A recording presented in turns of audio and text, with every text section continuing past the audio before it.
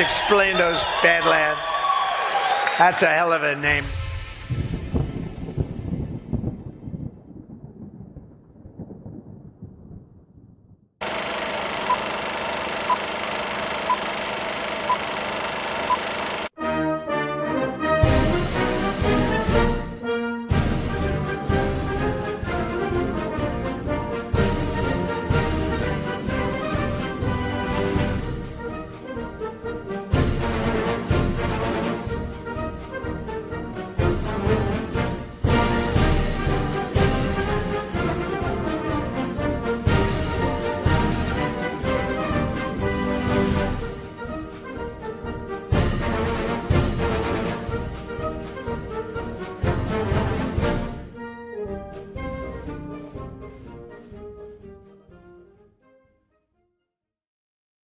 Good evening and welcome to the No Treason Podcast, episode number 12. Merry Christmas, one and all. We are live. The rumors are true. And you can see I am accosted by a sleepover that is happening tomorrow that my daughter is getting ready for, and she moved the ping pong table into my office/studio.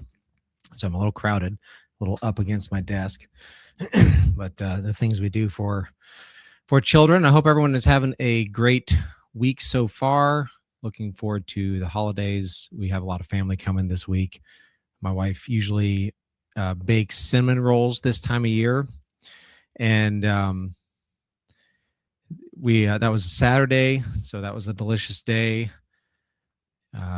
I've got plans for my smoker this week. I'm going to be smoking a brisket. I'm very excited about that.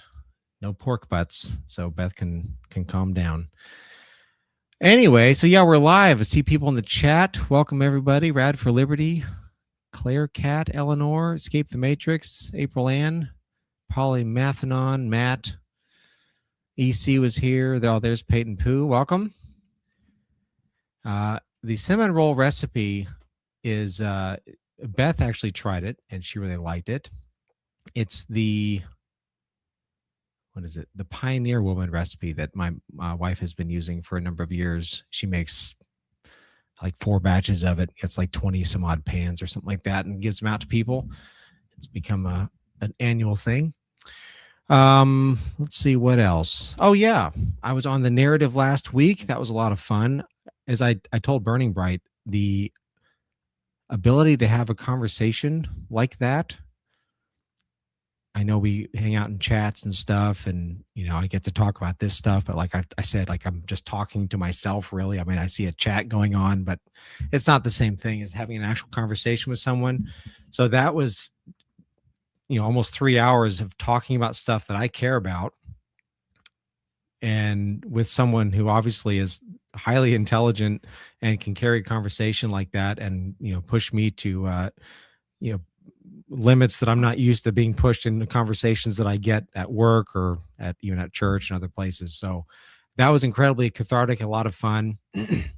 So if you have not seen that, it was a great conversation. We talked about Trump as a paradox and the MAGA paradox and Boromir and Lord of the Rings and all that kind of stuff. It's good conversation, and certainly look forward to hopefully some more opportunities to do that in the future.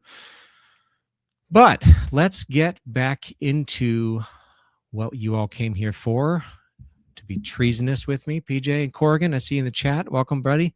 We are live. So last week we began our exploration into trial by jury by juxtaposing the logical claims of what trial by jury should be and historically has been, which we'll see more clearly when we go through Spooner's history of the practice. And we've been juxtaposing that with what trial by jury has become, as exemplified by the Tina Peters case. And it's either trial by government, in which the government decides what is law, what the law means, what counts as evidence, what counts as relevant as far as arguments are concerned, and it decides what you are permitted to think. And then as the jury, you are merely just narrative cover, the ventriloquist puppets, if you will, in the hands of the state. So we're juxtaposing that versus trial by jury, or as Spooner calls it, and historically has been called trial by country, in which we, the people, 12 randomly selected people, a true jury of our peers, we decide what the law actually is. We decide what the law actually means, what actually counts as evidence, what actually counts as relevant as far as arguments are concerned. And we get to decide what we actually think about all of those things.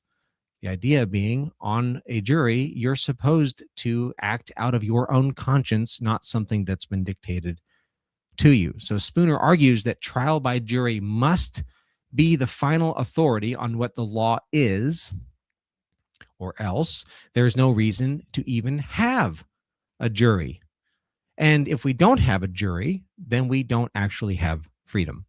In other words, if we don't have trial by jury the way that Spooner describes it, the way the founders understood it to be, the way it was understood in English common law for literally, by the time Spooner wrote, literally 600-700 years, but the practice stretched back even further into like the 600s and 700s AD. So if we don't have it the way that it has been known to be, then we don't have a government of, for, and by the people, and any hope of preserving liberty. And then saying that we do have those things is just deluding ourselves. And as I've mentioned, I'm not a fan of playing the euphemism game. Let's just call things the way they actually are. Because if you're going to fix a problem, the first step in fixing a problem is identifying the problem. And Polymath, I will do my best to pay attention to chat. Lizzie Boston, yes, tonight's episode is live. I actually might be able to do next week live. We have family coming into town. Due to my work schedule, I'm not able to do, I probably won't be able to do any kind of a pre-record. So we'll see. People are supposed to be leaving, I think, on Sunday. So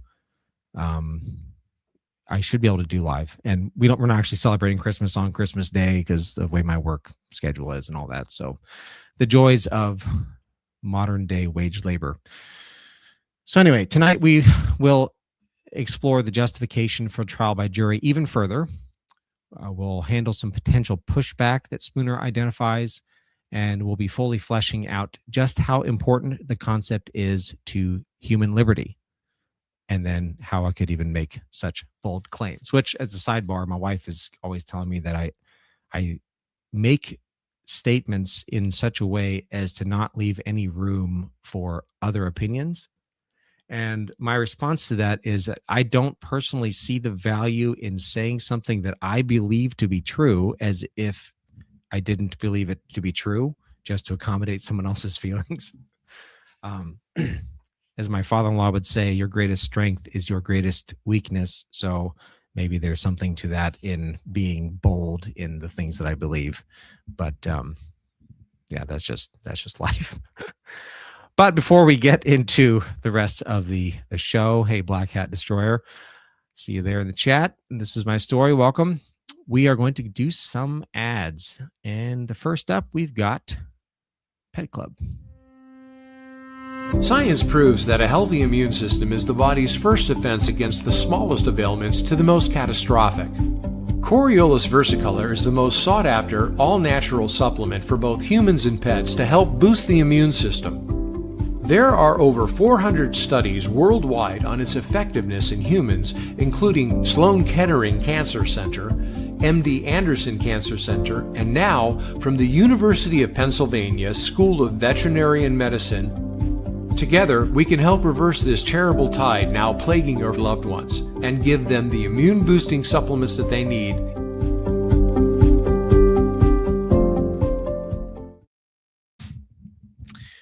And then next up, we have Badlands. Thank you so much for joining us, and don't forget to hit the thumbs up. Wrong one. Badlands Shop. Where did it go? There it is. All right. So when your favorite Badlands show wraps up without a bunch of technical difficulties or wraps up without a raid, visit the Badlands website to explore our incredible sponsors. From products featured on the show to kickstarting your shopping list, the Badlands shop has you covered. Every purchase you make is a powerful vote for the future you believe in. We make it easy to shop America first, supporting Badlands creators and patriot small businesses that champion freedom. You're not just buying a product, you're fueling a movement with every dollar spent. Thank you for supporting businesses that support Badlands Media. Head over to badlandsmedia.tv and click shop from the menu, or go directly to badlandsmedia.tv/shop. Another way you can support Badlands is by becoming a monthly Badlander on the Boost page. So that'd be badlandsmedia.tv/boost. And you can leave boosts for your favorite shows, but also just for Badlands in general. And last but certainly not least, we have soft disclosure. Soft disclosure just dropped new favorites for the season. The lotion, your 5-ounce favorite, is still here. And now we've added full 11-ounce bottles. New lavender tea tree deodorant, clean, calm, and effective. New tallow bars, chamomile lemon rose, and naked. Rich moisture that actually works. And on Black Friday, the new arrivals land. Introducing our first men's only formula, beard oil, in unscented and spiced vanilla. Truth. Tamed, and finally your beard is too. Tallow lip balms, made with beef tallow and lanolin for serious moisture. Available in chamomile mint, vanilla, naked, and vanilla tangerine. Plus, mini tallow bars, same deep moisture as the full size. Available in vanilla coffee and naked. And finally, lavender vanilla lotion, smooth, soothing, and worth the wait. On Black Friday, the new products arrive, and so do the Black Friday bundles. Visit softdisclosure.com for truth you can gift. Soft disclosure. So last week, hopefully, by the way, my audio is better. I didn't even think about asking about that. I tried to do some testing beforehand, but last week the audio was crummy. So I apologize for that. It sounded like I was in a tin can, and it was because StreamYard was glitching or something. It grabbed the microphone on my webcam as opposed to the microphone that I've got here. So I would look down to check if I was getting audio, and I would see the little green bars moving, and I was like, oh, my audio is good. And then I checked the recording after the fact, and it was very deflating. So anyway, but we had some comments. I was able to hang out in the chat before getting on with Burning Bright, and we had a couple rants that came through. Texas Jules for 25. She said, here's my late fee. I'll have to start from the beginning tomorrow. My bad. Love your work. I appreciate that. And Snowcat Operator also for 25. Thank you, Jonathan. Snowcat, I've met at GART. Oh, there's my darling Sherry in chat. Welcome. Good to see you. I've met Snowcat at GART. I don't think I've met Texas Jules. But Snowcat has one of the coolest dogs that you will ever meet. So come to a GART, and hopefully he's there, and he's brought Leah with him. She is, yeah, dogs make me use a voice I'm not proud of, but that's okay. She's precious. Also in the live chat, we had Grumpy Drone asking, what about de jure grand juries in early America? So grand juries were not an original part of trial by jury. They sort of gradually became part of that. And they were codified in the Constitution, which, to the point of all of the rights in the Bill of Rights, it was on a pre-existing practice that was just being highlighted as something that they were, identifying as a right. So it's not like it created rights. It just affirmed the perceived rights as they were perceived being part of natural law. So I actually think, though, that by writing them down, they actually limited those rights, made them subject to judicial review and all that kind of stuff, which ended up being the angle of attack that began the subversion process of trial by jury. And we'll get into that. I've been doing a bunch of research on that, and once we get to Spooner's section where he talks about how the juries of his day were illegal, and he talks about the subversion, we'll get into some of that. But then regarding the grand juries, Ash actually mentioned to me this week, there's a case in the Southern District of Florida. It's just been filed. I don't know. I was just briefly looking into it today or maybe yesterday, but I don't know that it's really gone anywhere, but essentially it was a group of people trying to hold the U.S. attorney accountable for, they've essentially been gatekeeping access to grand juries ever since the 1940s. And instead of being as Spooner would call the whole jury process, a palladium of liberty, it's become a way to gatekeep, because the state ultimately knows how dangerous to them the trial by jury system actually is, and grand juries have certainly become a part of the overall process. So we'll kind of look into that maybe a little bit later. I don't know if that case is really going anywhere. And at the end of the day, I don't have much faith in a system adjudicating on its own and coming out holding itself accountable for violating its own rules. I think that's a bit of a much too much of an ask for a corrupt system. Peyton Pooh said, "The boundary," in quotes, "intrigues me, even in daily life." And this was, I believe, in response to me saying that you wouldn't find yourself in a trial situation where you're being subjected to a trial by jury unless you've crossed or transgressed some boundary. This is one of the safeguards of liberty that the trial by jury represents. So you don't have to fear a jury trial unless you've actually crossed or transgressed some boundary that the whole of the people, the entire, unanimous vote on the jury. So right now we're essentially accustomed to infinite boundaries written as law. Trump likes to say that we're a nation of laws, but the laws that we have, that we're all aware of the fact that there's really no number. No one knows how many there really are, which is just absurd. There may as well not be any if that's the case. And most of those are not laws that I would say are immediately apparent as being derived from natural law. And we've just become essentially victims of the wickedness of majority rule, which there's a section in this book or this essay about majority rule that we'll definitely get into. This also speaks to some of Spooner's arguments that voting doesn't really provide consent, since it is apparent that many people vote simply to gain the power of the sword that the state wields to tyrannize their neighbors, which is to say that they voted to gain illegitimate power, which therefore makes their consent null and void as far as from a legal perspective.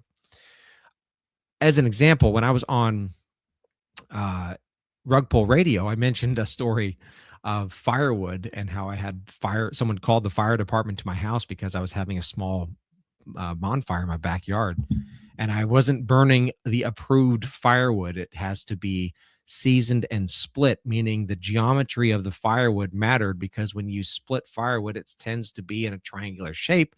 And I was burning scraps from my wood shop, which is plenty well seasoned, oak and maple and walnut and other things like that. But even more, a number of years earlier, I had a tree cut down on my property, and it was the middle of winter. My oldest daughter was an infant. My wife was still working, so I was staying home with my daughter. I had interviewed for the job I've currently got, and I was just waiting for my actual start date. It was like 10 degrees outside. I had the logs stacked neatly. They were big logs. I hadn't had a chance to split them yet. I was waiting for the weekend when my wife was going to be off, and I see someone driving by my house and slowing down and stopping and then taking pictures. And I walk out. I'm like, "What are you doing?" "Oh, I'm from the city, and your firewood is in violation. It's not 12 inches off the ground." I said, excuse me? He said, yeah, it's a city ordinance. Your firewood has to be 12 inches off the ground. And I said, well, I explained the situation. He's like, well, you have 4 days. Otherwise, it's going to be a $200 fine from the city. And anytime the city fines you, the county says, ooh, us too, and they throw in an extra $100. So I was looking at a $300 fine for having my fire or these logs sitting on the ground. And then he says, I can see it looks like you have it the proper length, so you don't have to worry about that. And I said, excuse me? He said, yeah, in our city, there's an ordinance that says that the logs have to be between 18 and 24 inches. And I was so floored. I was like, well, I've got a buddy that has like a wood boiler, a Carolina wood stove. It's like a whole boiler system for his house out in North Carolina. And he takes 36-inch logs. And he said, well, he couldn't have that here. It's like, wow. So I asked him, whatever happened to personal liberty? And the dude had the audacity to tell me, I think that went out sometime in the 70s. So then I tell him that, well, maybe that's because of people like you going around and enforcing such ridiculous laws. All of that to say, besides just the catharsis of rehashing that story, all of that to say, that's what we're subjected to when it comes to laws not based in natural law.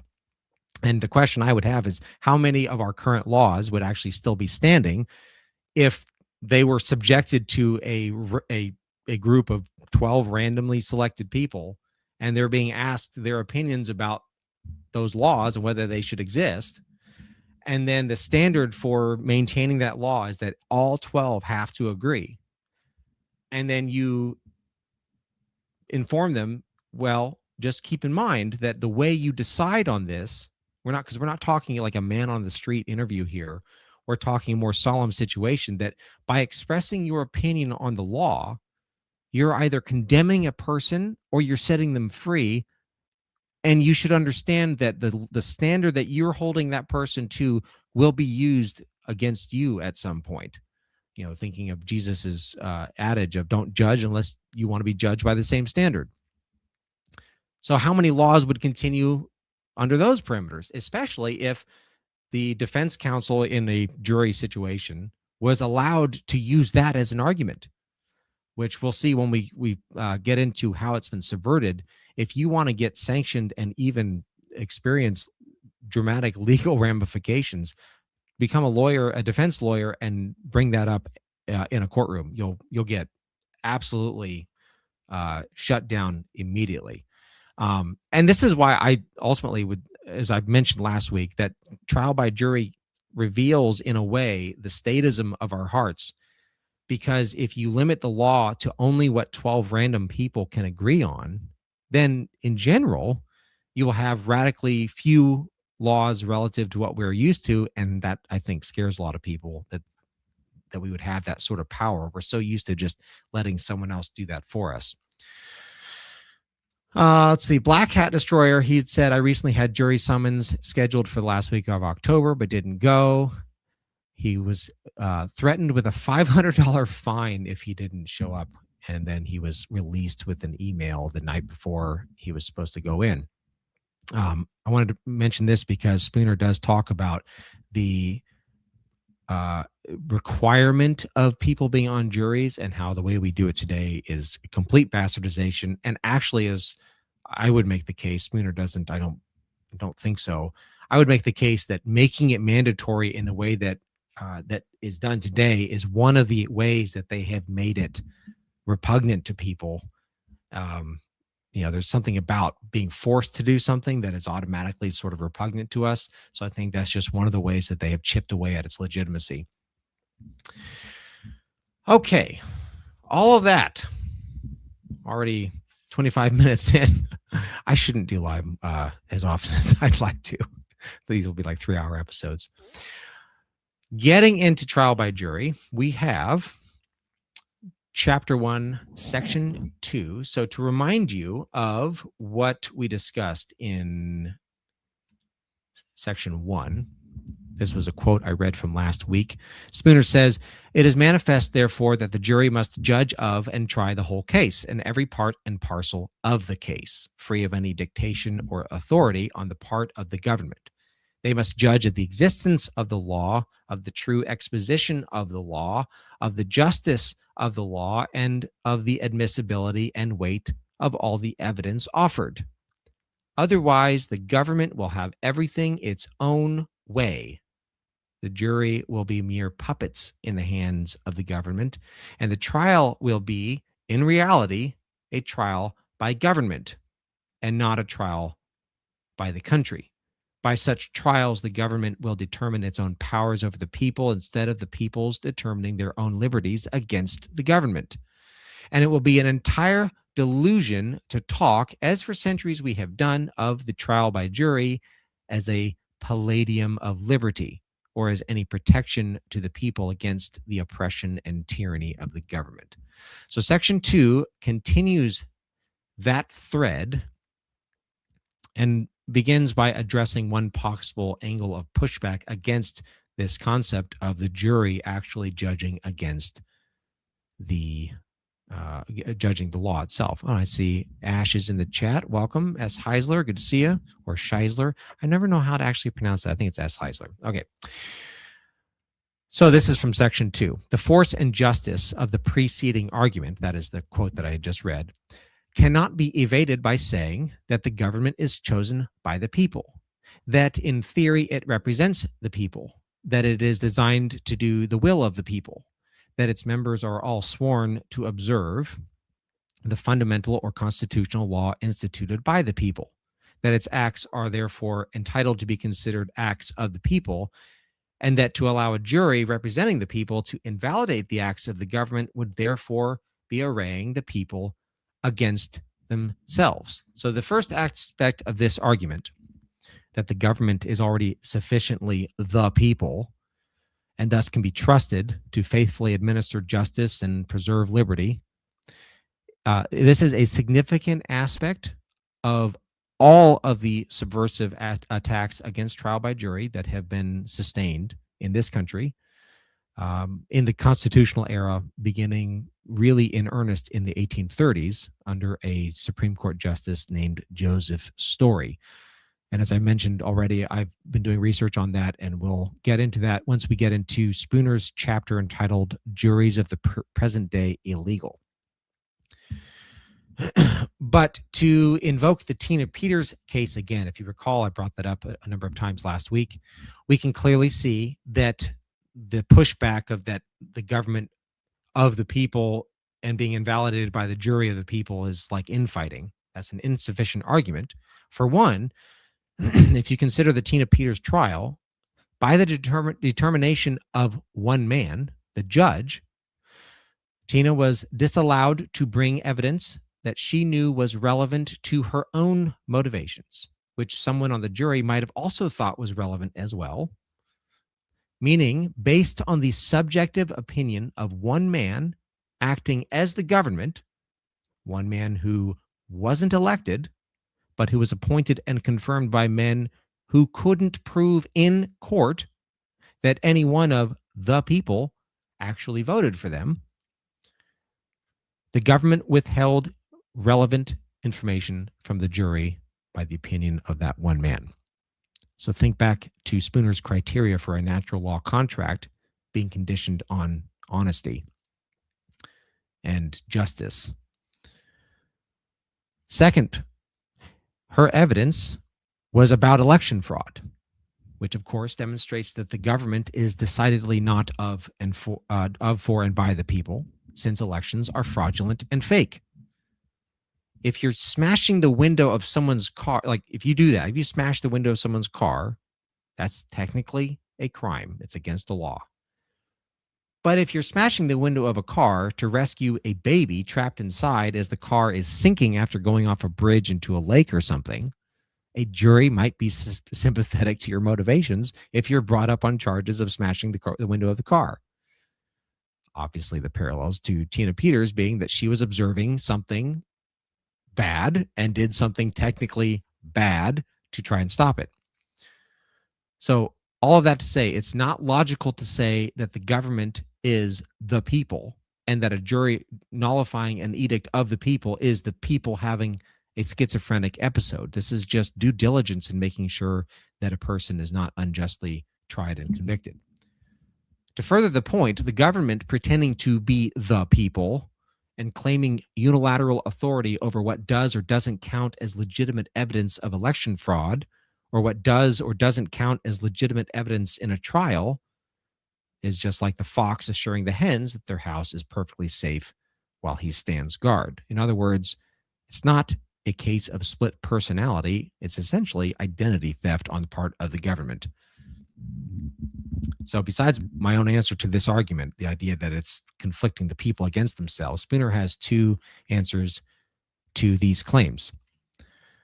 He says, one answer is that in a representative government, there is no absurdity or contradiction, nor any arraying of the people against themselves in requiring that the statutes or enactments of the government shall pass the ordeal of any number of separate tribunals before it shall be determined that they are to have the force of laws.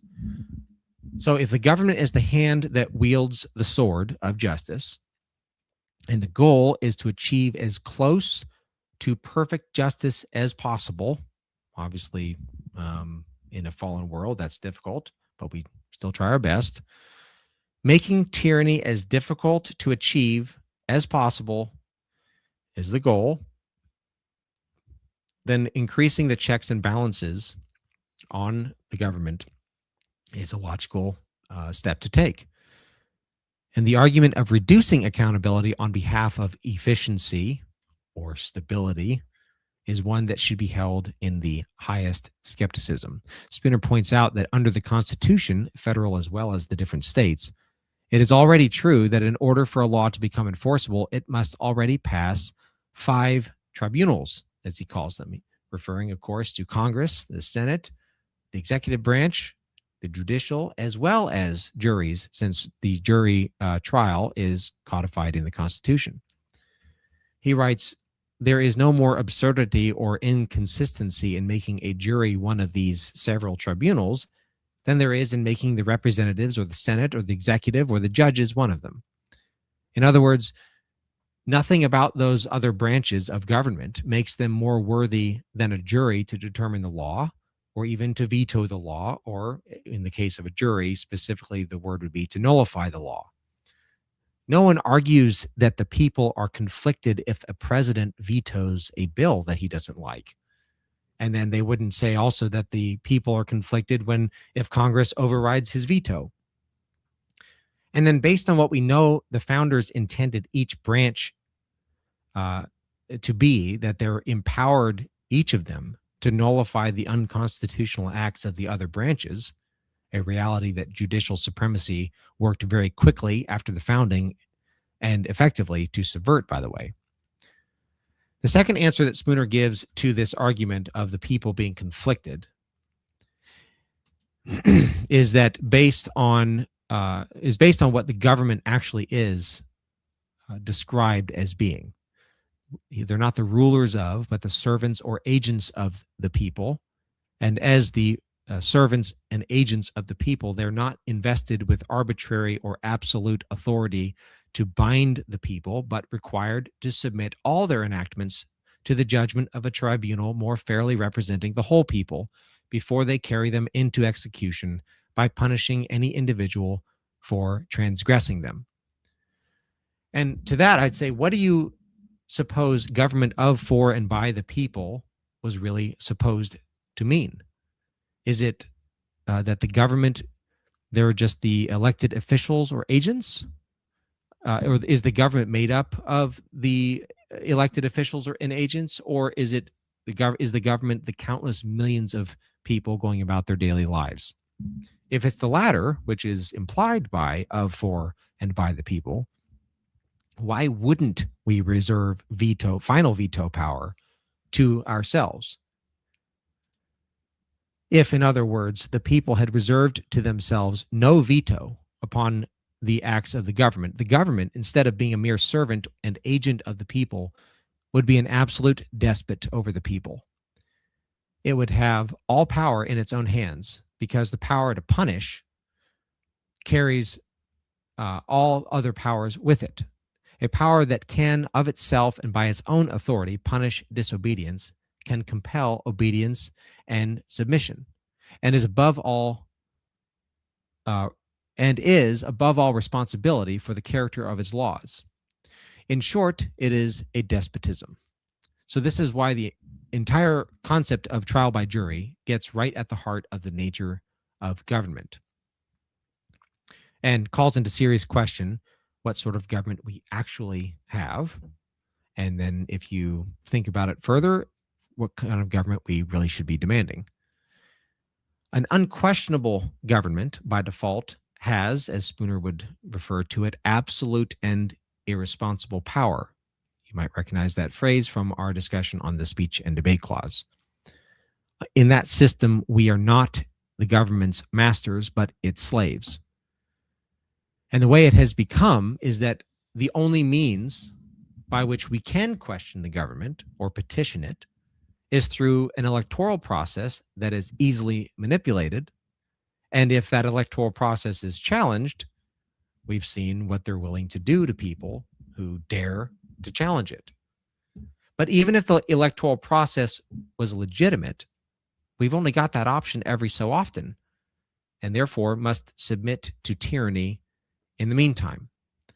And if you think about that, that's like telling a woman who's being beaten by her alcoholic husband that she should be thankful that in 2 years she'll have the opportunity to submit a vote in a household election run by her husband about holding him accountable for beating her. And that such a privilege is a hallmark of her glorious liberty, and that she can just patiently wait as she's being mercilessly beaten. Obviously, that's a horrible situation, and that's a microcosm of what we live in on a daily basis. The problem is we live in such a technologically advanced society that we are able to be comfortable in our prison, and maybe some people are okay with that. I am increasingly less okay with that, especially the older as my daughters get. Now, in regards to elections, I read this quote last week, but I will read it again.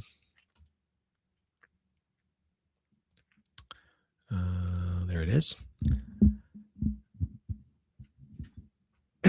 Neither is it of any avail to say that if the government abuse its power and enact unjust and oppressive laws, the government may be changed by the influence of discussion and the exercise of the right of suffrage.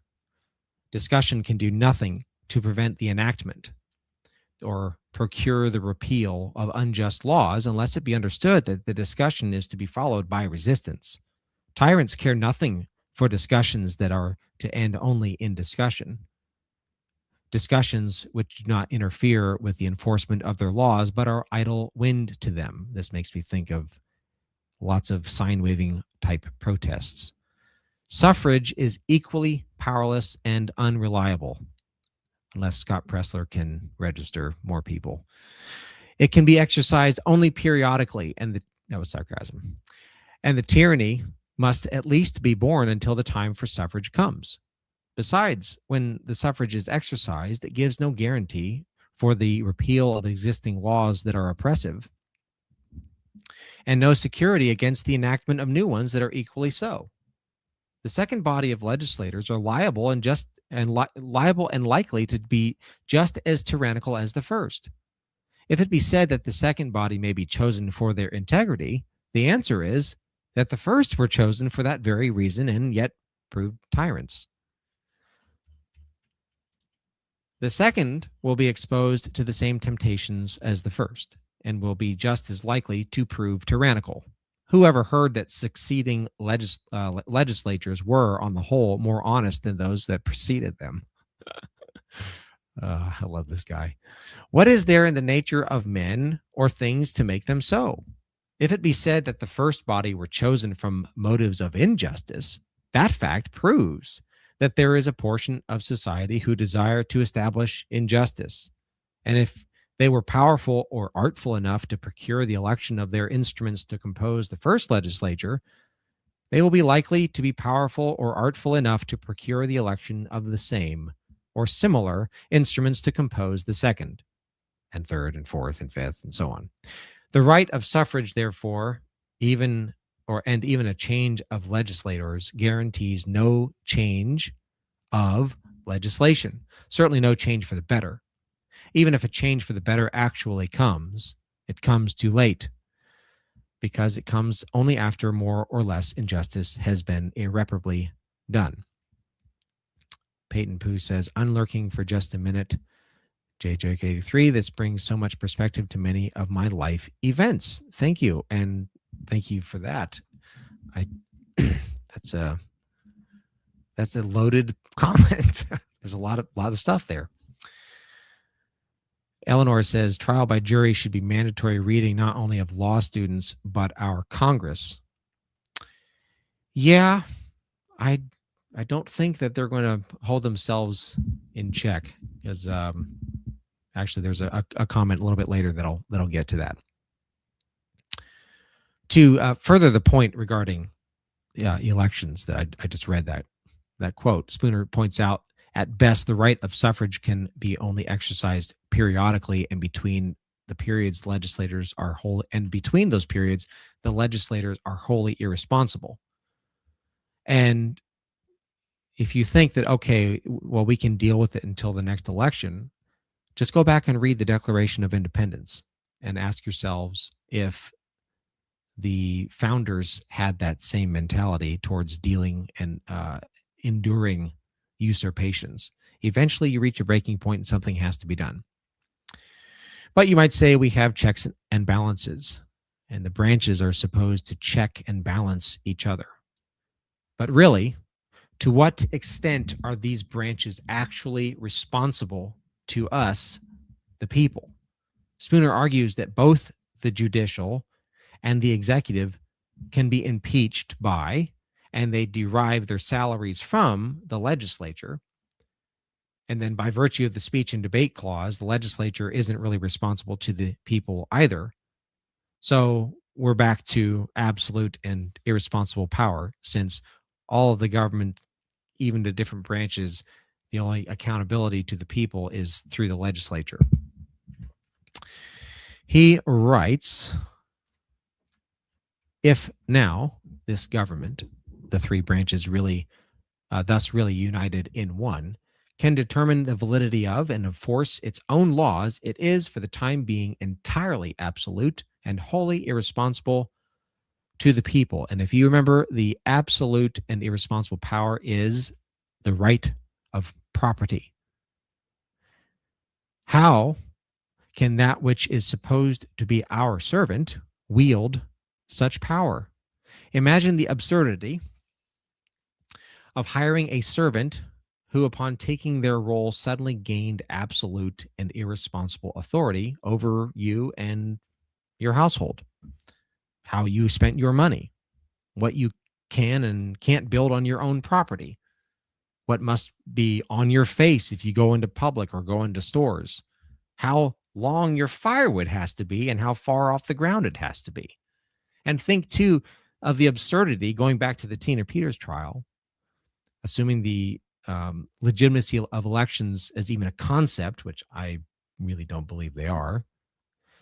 Think of the absurdity of the government deciding the rules of the administration of their own elections, and then the prosecution of the election crimes.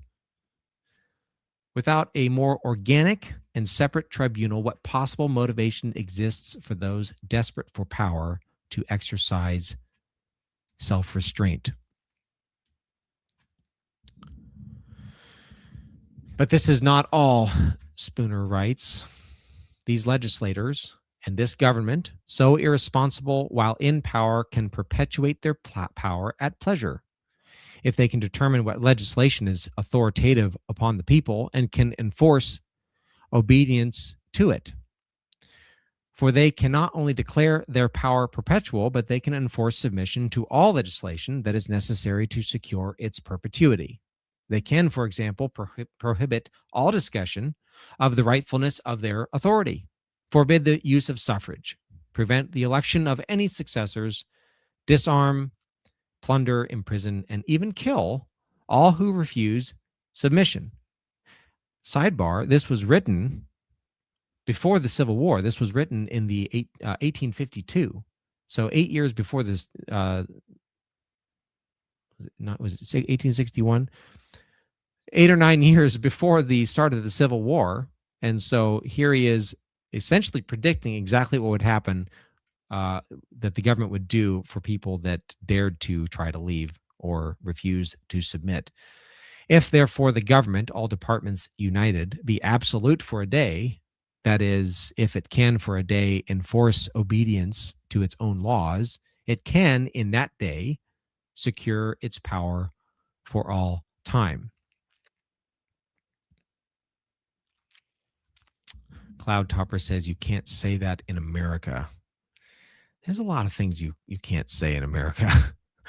But you know what? Free speech is, there's no free speech in my house.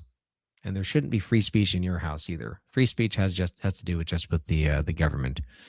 And they're trying to take that away. So if the government can create its own laws that it has the authority to enforce and has no other tribunal to stop them from doing so. Yeah, Steph Asia, you can't like certain tweets, right? In England and Australia now, I think. It's tragic because England was like where this really came into fruition, the whole trial by jury concept. And if those people would recognize what their heritage actually is, which technically it's still a thing there, just like it is here. It's just you have to step into the role. You have to do it.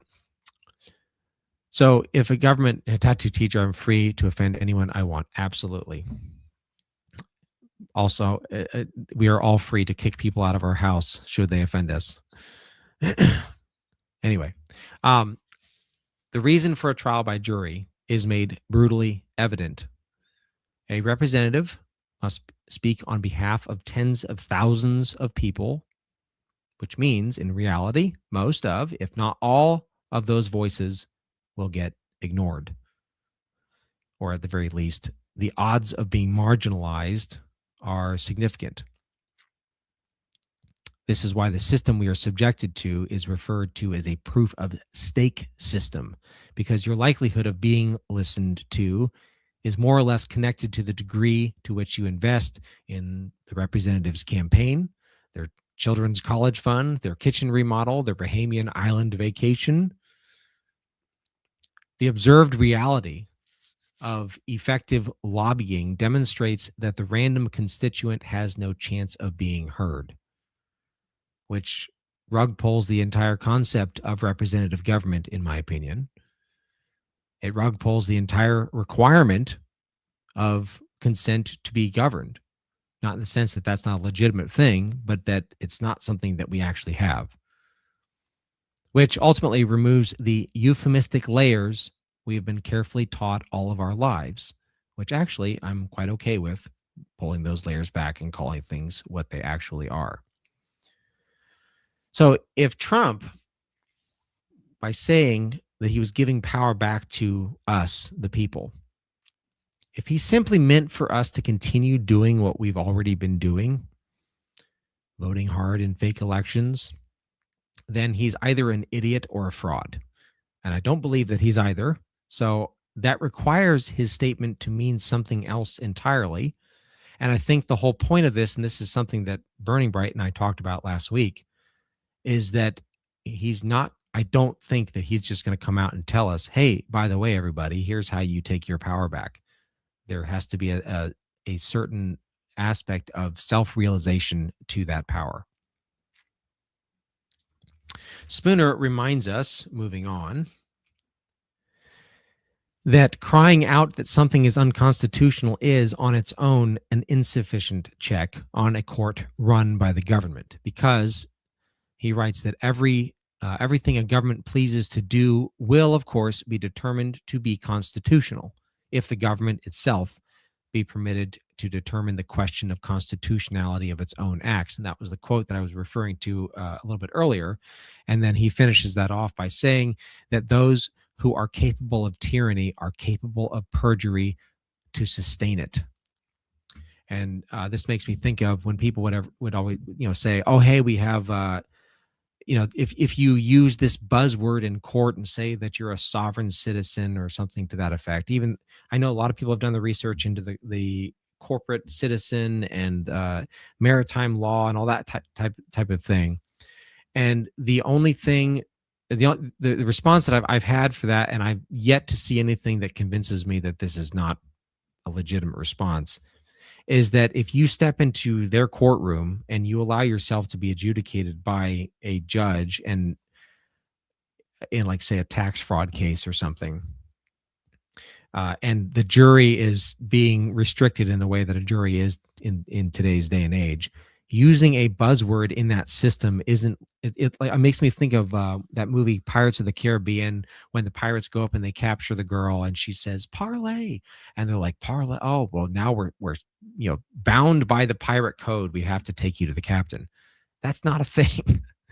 They shut that stuff down, and there are claims that people are successful with that, and this isn't meant to be a full discussion of that, but if you're going to be in a court, you're being adjudicated in a court system that is run by the people accusing you, and the person who's sitting over your case is a person whose salary depends on you paying your taxes. You're not likely to get justice in that situation.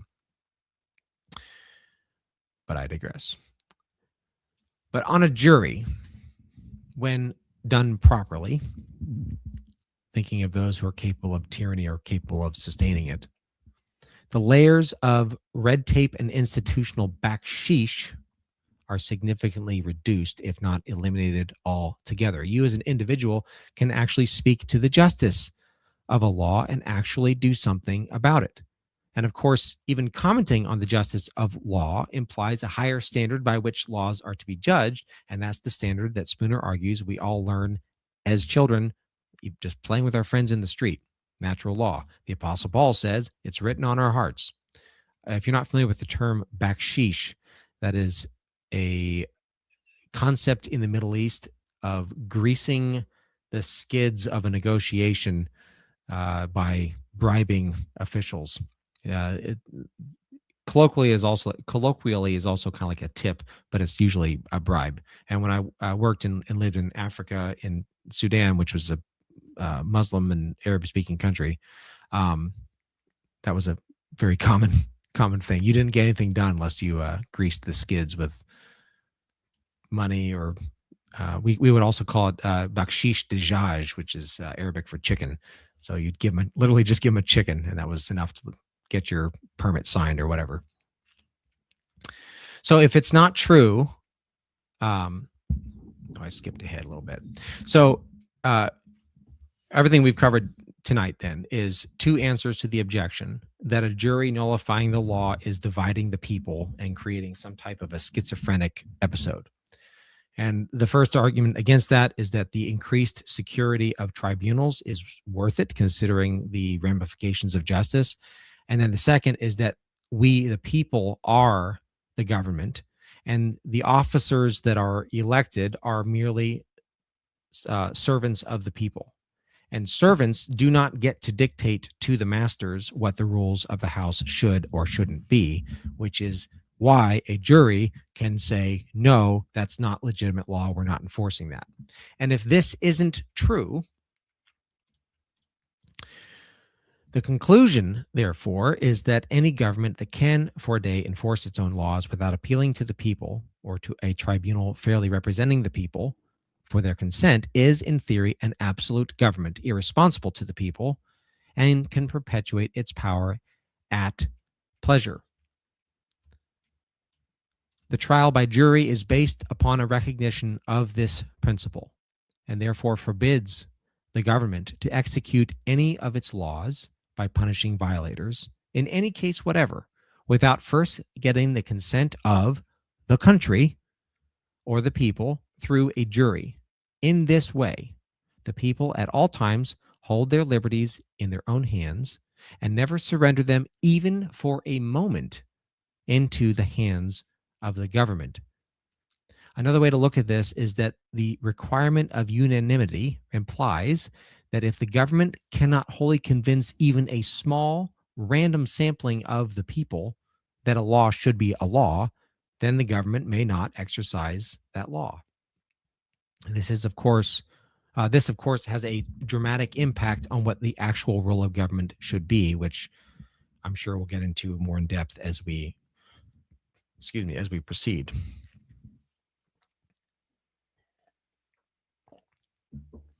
So, these first two episodes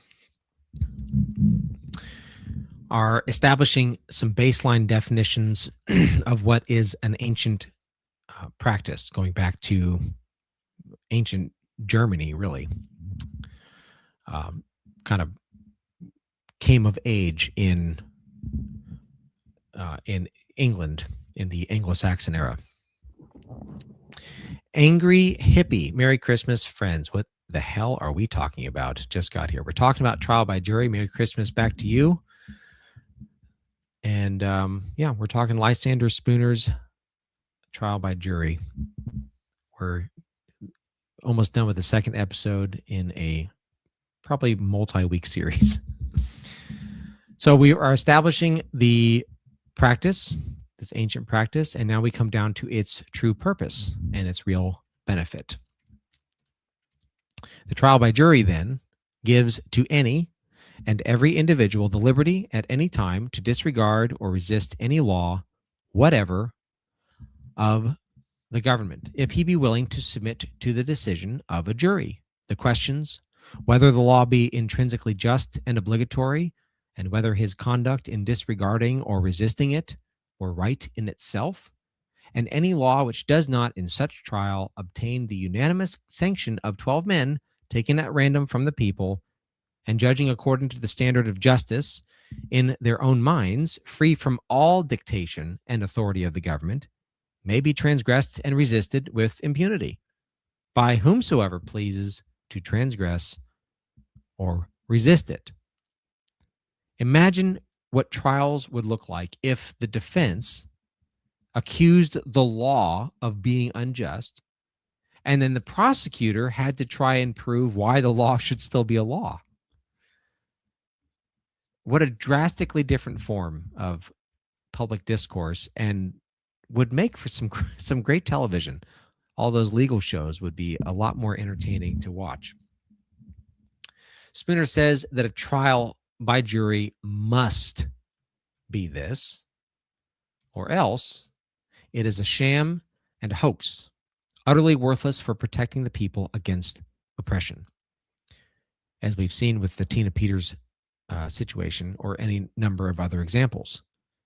What purpose do the modern theatrics of ladies and gentlemen of the jury, stripped of their historical power, serve other than to create an illusion of self-governance? Those who deny the right of a jury to protect an individual in resisting an unjust law of the government deny him all legal defense whatsoever against oppression. And legal defense, in this case, I don't believe, is just about the context of the law as written, but literally whether or not the law itself is legal. And of course, using natural law as the standard by which to judge the law. The phrase rule of law is an utterly meaningless concept if the only means by which laws are created, interpreted, and enforced is that the agency or entity that creates them also interprets them and enforces them with zero direct accountability to the people who will be compelled to live under them. Rule of law within the context of government of, for, and by the people requires unequivocally a trial by jury, which is why in the amendments to the Constitution, the 6th and 7th Amendment were written to try to flesh out more trial by jury, because that was a sticking point for the anti-federalists who recognized the importance of a trial by jury system. It is perfectly self-evident that where there is no legal right to resist the oppression of the government, there can be no legal liberty. And this is why. Spooner's concept of natural law and his conception of a government formed in accordance with it, along with the founders' own affirmation of such a thing as rights endowed by the Creator, which is what they built their entire justification for declaring independence from England on, requires that there is a natural legal right to resist the oppression of the government. And in the same manner in which we hold the truth of free speech to be self-evident, or the right to bear arms to be self-evident, which they are, we hold the right of trial by jury to be self-evident, because it is. This is literally the essence of the Declaration of Independence. That whenever any form of government becomes destructive of these ends, it is the right of the people to alter or abolish it and institute new government. Now, that doesn't mention trial by jury specifically, but that is exactly what trial by jury is in effect doing when they nullify an unjust law. And then going on also from the Declaration of Independence, but when a long train of abuses and usurpations, pursuing invariably the same object, evinces a design to reduce them under absolute despotism, it is their right, it is their duty to throw off such government. Imagine if that was read in a courtroom to a jury by the defense. That'd be awesome. The spirit of that statement is embodied no better than in trial by jury. There can be no legal right to resist the oppressions of the government unless there be some legal tribunal other than the government and wholly independent of and above the government to judge between the government and those who resist its oppressions. And he says, rightly so, that the only tribunal known to our laws for this purpose is a jury. If a jury have not the right to judge between the government and those who disobey its laws and resist its oppressions, the government is absolute, and the people, legally speaking, are slaves. And if we don't have this legal right, which of course we do under natural law, then Spooner argues the only other recourse that we would have is physical resistance. And for the record, this doesn't necessarily require violent physical resistance. I mean, there's other ways of physically resisting as far as just disobeying, choosing not to sit when you've been told to sit and stand when you've been told to stand and wear on your face what you've been told to wear and stick in your arm what you've been told to stick and so on. Obviously, the harder you resist, the more likely you are to run into potential violence.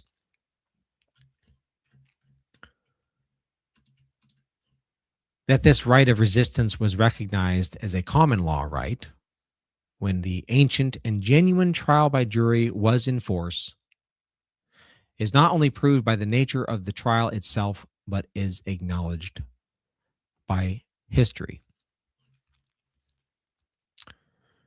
So now that we know what a trial by jury is supposed to be and what it must be, what it is supposed to be, and why it must be what it's supposed to be, we will start to dig into the history. We'll get into that next week. And I'm reading through and taking notes, and I'm trying to make sure that it's not super boring. I was like lots of highlights and taking notes, like, oh, this is exciting. Like as Spooner's like parsing through the Latin of the Magna Carta, and I'm thinking, I'm not a Latin scholar. I don't know how many of you are, and how many of you would find that interesting. So I'm probably not going to get that granular. And ultimately, though, as Chris Paul's always talking about a person's epistemological approach to reality, you can approach things like etymology.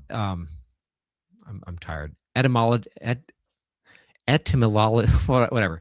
The history of words, the origin of words, etymology. Thank you. etymology.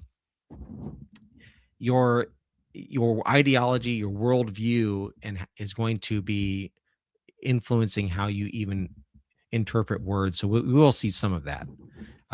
And I want the whole goal of all this for me is to show you how established this really was, and really how it rewrites English history. It rewrites representative government history. And God willing, it can rewrite our future if we really take ownership of this and understand it, communicate it to other people, even on a simple level, as like the quote that I read about how you can just ask other people if they would be willing to convict someone based on this law, and whether or not you have to be afraid of disobeying that law. Because if you ask 12 random people that are in your area, and all you need is one to say, I don't think that should be a law, then your odds of not facing repercussions from the government by disobeying that law are pretty good.